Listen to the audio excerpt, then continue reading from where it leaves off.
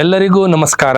ನಾನು doctor G ಅರುಣ್ಮಯ್ಯ, professor ಹಾಗೂ dean, Manipal college of health profession ಮತ್ತು ಮುಖ್ಯಸ್ಥರು ಸೆಂಟರ್ ಫಾರ್ ಪೊಡಿಯಾಟ್ರಿ ಮತ್ತು ಮಧುಮೇಹ ಪಾದ ಚಿಕಿತ್ಸಾಲಯ, ಕಸ್ತೂರ್ಬಾ ಆಸ್ಪತ್ರೆ, ಮಣಿಪಾಲ ವಿಶ್ವವಿದ್ಯಾಲಯ, ಮಣಿಪಾಲ. ಇವತ್ತಿನ ಈ ಕಾರ್ಯಕ್ರಮದಲ್ಲಿ ನಾನು ಮಧುಮೇಹ ಪಾದದ ಸ್ವ ತಪಾಸಣೆ ಹಾಗೂ ಆರೈಕೆಯ ಬಗ್ಗೆ ಸೂಕ್ತ ಮಾಹಿತಿಯನ್ನು ಕೊಡಲಿಕ್ಕೆ ಇಷ್ಟಪಡ್ತೇನೆ.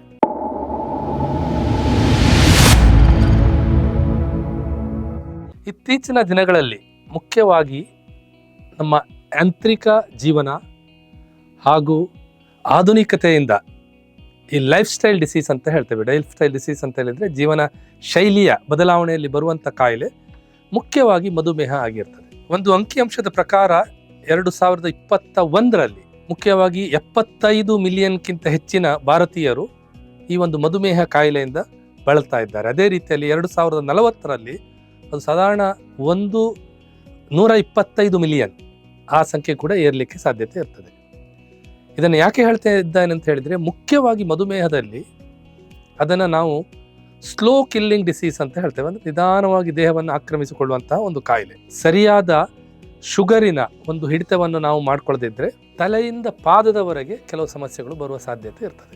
ಮುಖ್ಯವಾಗಿ ಮಧುಮೇಹ ಪಾದ ಅಥವಾ ಸಾಮಾನ್ಯ ಒಂದು ಭಾಷೆಯಲ್ಲಿ ಹೇಳುವುದಾದರೆ ನರ ದೌರ್ಬಲ್ಯ ಅಥವಾ ನರಕ್ಕೆ ಸಂಬಂಧಪಟ್ಟ ಒಂದು ನೋವು ಅಂತ ಹೇಳ್ತೇವೆ, ನ್ಯೂರೋಪಥಿಕ್ ಪೇಯ್ನ್ ಅಂತ ಹೇಳ್ತೇವೆ. ಇದು ಈ ಮಧುಮೇಹ ಪಾದದ ತೊಂದರೆಗಳು ಸಾಧಾರಣ ಒಂದು 29ರಿಂದ 49 ಅಂಶದ ಒಂದು ಟೈಪ್ 2 ಡಯಾಬಿಟೀಸ್ ಈ ವ್ಯಕ್ತಿಗಳಲ್ಲಿ ಈ ಸಮಸ್ಯೆ ಕಾಣಿಸಿಕೊಳ್ತದೆ. ಮುಖ್ಯವಾಗಿ ಅದು ನರಕ್ಕೆ ಸಂಬಂಧಪಟ್ಟ ತೊಂದರೆ ಇರಬಹುದು, ರಕ್ತದ ಅಥವಾ ಮುಖ್ಯವಾಗಿ ಮಸ್ಕ್ಯುಲೋಸ್ಕೆಲೆಟಲ್ ಅಥವಾ ಈ ಜೋಡಣೆ ಮಾಂಸಕ್ಕೆ ಸಂಬಂಧಪಟ್ಟ ತೊಂದರೆ ಕೂಡ ಇರಬಹುದು.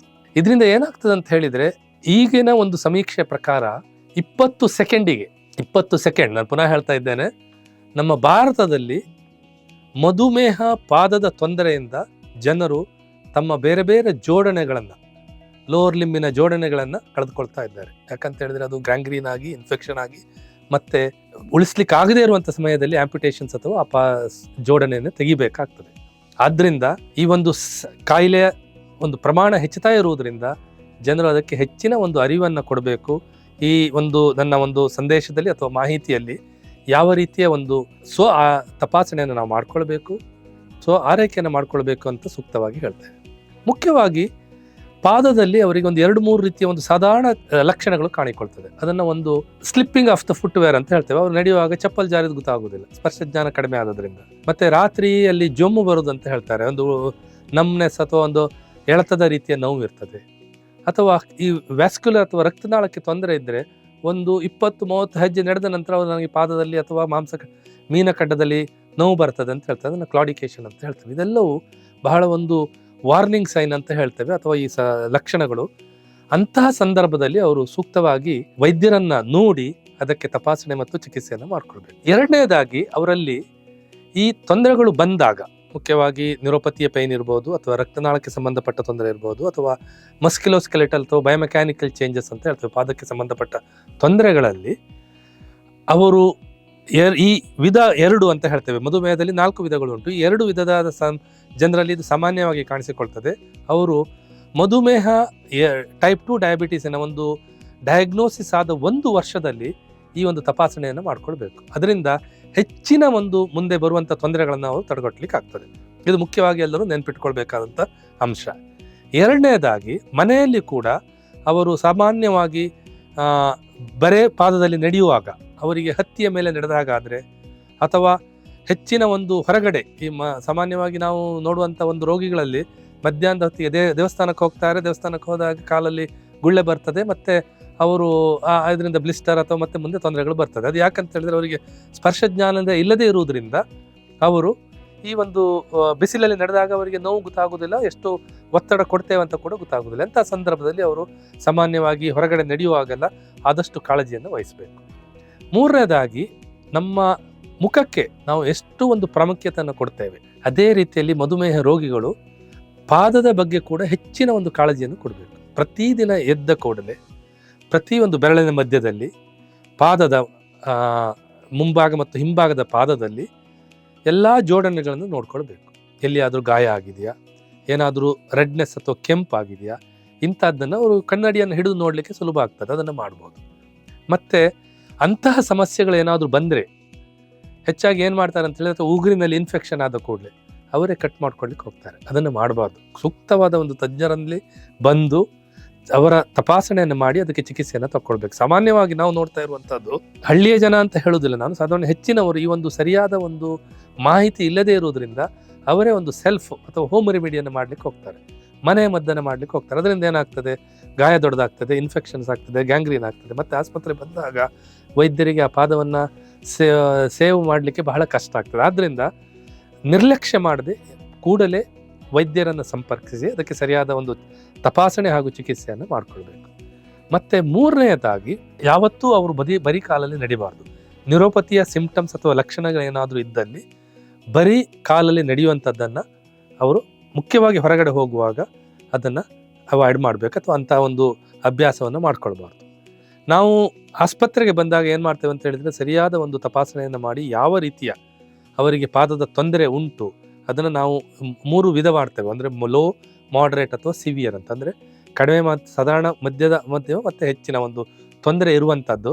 ಅದರ ಪ್ರಕಾರ ಅವರಿಗೆ ಸರಿಯಾದ ಒಂದು ಮಾಹಿತಿ ಹಾಗೂ ಚಿಕಿತ್ಸೆಯನ್ನು ಕೊಡ್ತೇವೆ. ಮತ್ತು ಮುಖ್ಯವಾಗಿ ಎಲ್ಲ ಮಧುಮೇಹ ರೋಗಿಗಳು ಒಂದು ಕಸ್ಟಮೈಸ್ಡ್ MCP ಫುಟ್ವೇರ್ ಅಂತ ಹೇಳ್ತೇವೆ, ಅಥವಾ ಸಾಮಾನ್ಯವಾಗಿ ಹೊರಗಡೆ ಮೈಕ್ರೋಸೆಲ್ಯುಲರ್ ರಬ್ಬರ್ ಅಥವಾ MCR ಫುಟ್ವೇರ್ ಕೂಡ ಸಿಗ್ತದೆ. ಅದನ್ನು ಅವರು ಕಡ್ಡಾಯವಾಗಿ ಹಾಕ್ಕೊಳ್ಬೇಕು. ಹೊರಗಡೆ ಹೋದಾಗ ಬೇರೆ ಯಾವುದೇ ರೀತಿಯ ಒಂದು ಚಪ್ಪಲನ್ನು ಹಾಕ್ಕೊಳ್ಳುವಂಥದ್ದು ಒಳ್ಳೆಯದಲ್ಲ. ಈ ಒಂದು ಫುಟ್ವೇರನ್ನು ಹಾಕುವುದರಿಂದ ಸಾಧಾರಣ ಒಂದು 50ರಿಂದ 60 ಅಂಶದ ತೊಂದರೆಗಳನ್ನು ಬರದಿದ್ದಾಗೆ ತಡೆಗಟ್ಟಲಿಕ್ಕೆ ಆಗ್ತದೆ. ನಮ್ಮ ಒಂದು ಈ ಕೇಂದ್ರದ ಒಂದು ಡಾಟಾ ಅಥವಾ ಏನು ನಮ್ಮ ಅಂಕಿಅಂಶದ ಪ್ರಕಾರ ಸಾಧಾರಣ ಒಂದು ಲಾಸ್ಟ್ 10 ವರ್ಷದಿಂದ ನಾನು ನೋಡ್ತಾ ಇದ್ದೇನೆ, ಸಿವಿಯರ್ ನ್ಯೂರೋಪತಿ ಅವರಿಗೆ ಕೂಡ ಈ ಸರಿಯಾದ ಒಂದು ನಾವು ಹೇಳುವಂಥ ಮಾಹಿತಿಯನ್ನು ಅವರು ಸರಿಯಾಗಿ ಪಾಲನೆ ಮಾಡುವುದರಿಂದ, ಸರಿಯಾದ ಒಂದು ಚಪ್ಪಲನ್ನು ಫುಟ್ವೇರನ್ನು ಹಾಕೊಳ್ಳೋದ್ರಿಂದ ಅವರಿಗೆ 10 ವರ್ಷ ಆದರೂ ಒಂದು ಸಣ್ಣ ಗಾಯ ಅಥವಾ ಬ್ಲಿಸ್ಟರ್ ಕೂಡ ಆಗಿರಲಿಲ್ಲ. ಅದನ್ನು ತಡೆಗಟ್ಟಲಿಕ್ಕೆ ಸಾಧ್ಯ ಇರ್ತದೆ. ಆದ್ದರಿಂದ ಸರಿಯಾದ ರೀತಿಯಲ್ಲಿ ಅವರು ಆ ಒಂದು ವೈದ್ಯರ ಸಲಹೆಯನ್ನು ಪಡೆದುಕೊಂಡು ಅದಕ್ಕೆ ಸರಿಯಾದ ಚಿಕಿತ್ಸೆಯನ್ನು ಮಾಡಬೇಕು. ಮತ್ತು 4ನೇದಾಗಿ, ಅವರು ಉಗುರನ್ನು ತೆಗೆಯುವಾಗ ಜಾಗ್ರತೆಯಿಂದ ತೆಗಿಬೇಕು. ಹೆಚ್ಚಾಗಿ ಬ್ಲೇಡಲ್ಲಿ ತೆಗಿಲಿಕ್ಕೆ ಹೋಗ್ತಾರೆ, ಅದು ಎಜ್ಜಿಗೆ ಹೋಗಿ ಗಾಯ ಆಗ್ತದೆ. ಗಾಯ ಆದ ಕೂಡಲೇ ರಕ್ತ ಸಂಚಾರ ಕಡಿಮೆ ಇರುವುದರಿಂದ ಇನ್ಫೆಕ್ಷನ್ಸ್ ಆಗಿ ಮತ್ತೆ ತೊಂದರೆ ಬರ್ತದೆ. ಆದ್ದರಿಂದ ಉಗುರನ್ನು ತೆಗೆಯುವಾಗ, ಪಾದದ ಉಗುರನ್ನು ತೆಗೆಯುವಾಗ ಕೂಡ ಬಹಳ ಜಾಗ್ರತೆಯಾಗಿ ನೋಡ್ಕೊಳ್ಬೇಕಾಗ್ತದೆ. ಮತ್ತು ಕಾಲನ್ನು ಯಾವತ್ತೂ ಮಧುಮೇಹದಲ್ಲಿ 3 ರೀತಿಯ ತೊಂದರೆ ನಾನು ಹೇಳಿದಾಗೆ, ಒಂದು ಮೋಟಾರ್ ಅಥವಾ ಮಾಂಸಖಂಡ ಇದಕ್ಕೆ ಬರುವಂಥ ತೊಂದರೆ, 2ನೇದು ಸೆನ್ಸರಿ ಅಥವಾ ಸ್ಪರ್ಶ ಜ್ಞಾನಕ್ಕೆ, 3ನೇದು ಆಟೋನಾಮಿಕ್ ಅಂತ ಹೇಳ್ತೇವೆ. ಅಂದರೆ ಅವರಿಗೆ ಸ್ವೆಟ್ಟಿಂಗ್, ಬೆವರು ಬರೋದು ಗೊತ್ತಾಗೋದಿಲ್ಲ, ಸ್ಕಿನ್ ಡ್ರೈ ಆಗುವಂಥದ್ದು ಗೊತ್ತಾಗೋದಿಲ್ಲ. ಇದು ಸಾಧಾರಣ ಮಧುಮೇಹ ಪಾದದ ರೋಗಿಗಳು ಹೆಚ್ಚಾಗಿ ಕಾಣ್ತಾ ಇರ್ತದೆ. ಆದ್ದರಿಂದ ಚರ್ಮವನ್ನು ಯಾವಾಗಲೂ ಅವರು ಲೂಬ್ರಿಕೇಟ್ ಮಾಡಿ, ಸರಿಯಾದ ಒಂದು ವ್ಯಾಸ್ಲಿನ್ ಕೂಡ ಸಿಂಪಲ್ ಆಗಿ ಹೇಳ್ಬೋದು ಅಂತ, ಇದರಿಂದ ಸ್ಕಿನ್ನನ್ನು ಅವರು ಹೆಚ್ಚು ಒಣಗಿದ್ದ ಹಾಗೆ ನೋಡ್ಕೊಳ್ಬೇಕು. ಅಥವಾ ಹಿಂಬಡಿಯಲ್ಲಿ ಕಾಲು ಒಡೆಯುವಂಥದ್ದು, ಇಂಥದ್ದಕ್ಕೆಲ್ಲ ಹೆಚ್ಚಿನ ಒಂದು ಅವಕಾಶಗಳನ್ನು ಅವ್ರು ಕೊಡಬಾರ್ದು. ಈ ರೀತಿಯ ಒಂದು ಸರಿಯಾದ ತಪಾಸಣೆ ಅಥವಾ ದಿನವೂ ನಮ್ಮ ಪಾದವನ್ನು ನೋಡಿಕೊಳ್ಳುವುದು ಮತ್ತು ವೈದ್ಯರು ಹೇಳಿದಂತಹ ಕೆಲವು ಆರೈಕೆಗಳೇನಿರ್ತದೆ, ಈ ಒಂದು ಸರಿಯಾದ ಒಂದು ಸಾಮಾನ್ಯ ಆರೈಕೆ ಅಂತ ನಾನು ಹೇಳ್ತೇನೆ. ಯಾಕಂದರೆ ನಿಮ್ಮ ಈ ಮನೆಯಲ್ಲಿ ಮಾಡಿಕೊಳ್ಳುವಾಗ ಬೇರೆ ಬೇರೆ ರೀತಿಯ ಆಸ್ಪತ್ರೆಯಲ್ಲಿ ಏನು ಚಿಕಿತ್ಸೆಯನ್ನು ಕೊಡ್ತೇವೆ ಅದನ್ನು ನಾವಿಲ್ಲಿ ಹೇಳಲಿಕ್ಕಾಗೋದಿಲ್ಲ.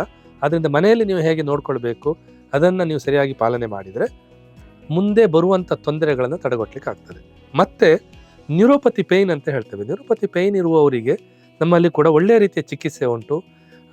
ಆ ನೋವನ್ನು ನಾವು ತುಂಬ ನೋವನ್ನು ಕಡಿಮೆ ಮಾಡಲಿಕ್ಕೆ ಸಾಧ್ಯ ಆಗ್ತದೆ. ಅದನ್ನು ಮಾತ್ರೆಗಳಲ್ಲಿ ಇಲ್ಲದೆ ಕೂಡ, ಇದು ನಾನು ಹೇಳ್ತಾ ಇರುವಂಥದ್ದು ನ್ಯೂರೋಪತಿ ಪೇಯ್ನಿಗೆ ಮಾತ್ರೆಗಳು ಇಲ್ಲದೆ ಕೂಡ ಬೇರೆ ರೀತಿಯ ಒಂದು ಚಿಕಿತ್ಸೆ, ನಾನ್ ಫಾರ್ಮಕಾಲಜಿಕಲ್ ಮೊಡ್ಯಾಲಿಟಿ ಅಂತ ಹೇಳ್ತೇವೆ, ಅದನ್ನು ಕೊಡುವುದರಿಂದ ಅವರ ಪಾದದ ರಕ್ತ ಸಂಚಾರವನ್ನು ನಾವು ಜಾಸ್ತಿ ಮಾಡಿಸ್ತೇವೆ. ರಕ್ತ ಸಂಚಾರ ಜಾಸ್ತಿ ಆದಾಗ ನೋವಿನ ಅಂಶ ಕಡಿಮೆ ಆಗ್ತದೆ. ನರದಲ್ಲಿ ಸಾಧಾರಣ ಅವರಿಗೆ ಲೋ ಅಥವಾ ಮಾಡರೇಟ್ ರೀತಿಯ ಒಂದು ನ್ಯೂರೋಪತಿ ಇದ್ದರೆ ನರದಲ್ಲಿ ಬರುವಂಥ ದೌರ್ಬಲ್ಯವನ್ನು ಕೂಡ ಪುನಶ್ಚೇತನ ಮಾಡಲಿಕ್ಕೆ ಈ ಒಂದು ಚಿಕಿತ್ಸೆಯಿಂದ ಹೆಚ್ಚಿನ ಒಂದು ಅವಕಾಶ ಇರ್ತದೆ. ಅದನ್ನು ನಾವು ಲೇಸರ್ ಚಿಕಿತ್ಸೆ ಅಂತ ಹೇಳ್ತೇವೆ. ಅದನ್ನು ಕೂಡ ತಗೊಳ್ಳೋದ್ರಿಂದ ಮುಂದೆ ಬರುವಂತಹ ನೋವು ಅಥವಾ ಮುಂದೆ ಬರುವಂಥ ಹೆಚ್ಚಿನ ತೊಂದರೆಗಳನ್ನು ಕೂಡ ಅವರು ತಡೆಗಟ್ಟಲಿಕ್ಕೆ ಆಗ್ತದೆ. ಇದನ್ನು ಯಾಕೆ ಹೇಳ್ತಾ ಇದ್ದಾನೆ ಅಂತ ಹೇಳಿದರೆ, ಮುಖ್ಯವಾಗಿ ಮಧುಮೇಹ ರೋಗಿಗಳಲ್ಲಿ ನ್ಯೂರೋಪತಿಯಲ್ಲಿ ಆ ನರಕ್ಕೆ ರಕ್ತ ಸಂಚಾರ ಕಡಿಮೆ ಆಗೋದ್ರಿಂದ ನರ ದೌರ್ಬಲ್ಯ ಆಗೋದು. ನಾವು ಚಿಕಿತ್ಸೆಯಿಂದ ಆ ನರದ ರಕ್ತ ಸಂಚಾರವನ್ನು ಜಾಸ್ತಿ ಮಾಡಿದರೆ ಹೆಚ್ಚಿನ ತೊಂದರೆ, ನೋವು ಇರ್ಬೋದು, ನಮ್ನೆಸ್ ಇರ್ಬೋದು, ಮುಂದೆ ಬರುವಂಥ ತೊಂದರೆಗಳನ್ನೆಲ್ಲ ತಡೆಗಟ್ಟಲಿಕ್ಕೆ ಆಗ್ತದೆ. ಆದ್ದರಿಂದ ಮಧುಮೇಹ ರೋಗಿಗಳು, ನಾನು ಮೊದಲೇ ಹೇಳಿದಾಗೆ, ಇದೊಂದು ಜೀವನ ಶೈಲಿಯ ಕಾಯಿಲೆ. ಸರಿಯಾದ ಜೀವನ ಶೈಲಿಯನ್ನು ನಾವು ಪಾಲನೆ ಮಾಡಿದರೆ, ಮತ್ತು ವೈದ್ಯರು ಹೇಳಿದ ರೀತಿಯಲ್ಲಿ ಯಾವ ರೀತಿಯ ಚಿಕಿತ್ಸೆ ಬೇಕು, ಮಧುಮೇಹಕ್ಕೆ ಇರ್ಬೋದು, ಮಧುಮೇಹದ ಪಾದಕ್ಕೆ ಇರುವಂಥ ಚಿಕಿತ್ಸೆಯನ್ನು ಅವರು ಸರಿಯಾಗಿ ಆರೈಕೆ ಮಾಡಿದರೆ ಮಧುಮೇಹಗಳು ಕೂಡ ಅಥವಾ ಮಧುಮೇಹ ಪಾದದ ತೊಂದರೆಗಳಿಂದ ಕೂಡ ಅವರು ಮಧುರ ಜೀವನವನ್ನು ಸಾಗಿಸಲಿಕ್ಕೆ ಸಾಧ್ಯ ಅಂತ ಹೇಳ್ತಾ ನನ್ನ ಮಾತನ್ನು ಮುಗಿಸ್ತೇನೆ. ಎಲ್ಲರಿಗೂ ನಮಸ್ಕಾರ.